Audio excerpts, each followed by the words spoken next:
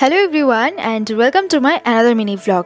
আজকে ছিল আমার পাশের বাড়ির দাদার ছেলের অন্নপ্রাশন, আর তার সাথে ছিল আজকে অক্ষয় তৃতীয়া। কিন্তু অক্ষয় তৃতীয়া থাকা সত্ত্বেও আমাদের স্কুল কিন্তু আজকে ছুটি দেয়নি।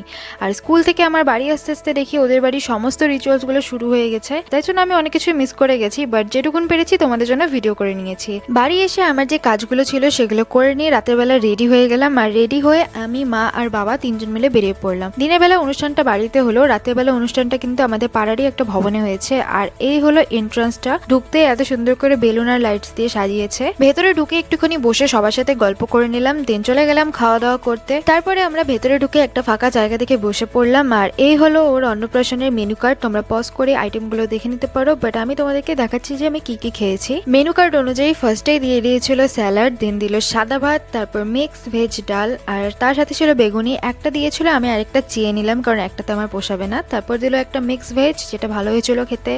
দেন ছিল 2 রকমের মাছ, তার মধ্যে থেকে আমি 1 রকমের মাছ খেলাম। আর তারপর দিল আমাদেরকে চিলি পনির, আর তার সাথে ছিল ফ্রাইড রাইস। আর খেতে খেতেই মাঝখানে যার অন্নপ্রাশন সে একবার এসে দেখে গেল আমাদেরকে। আর ভবনে আসার পর থেকে তো বেচারা ঘুমোচ্ছিলই, তাই তোমাদের সাথে ওরা দেখা করায়নি। দেন লাস্টে দিল মিষ্টি, চাটনি, পাঁপড় আর আইসক্রিম। তো ব্যাস, আজকের জন্য এটুকুনি।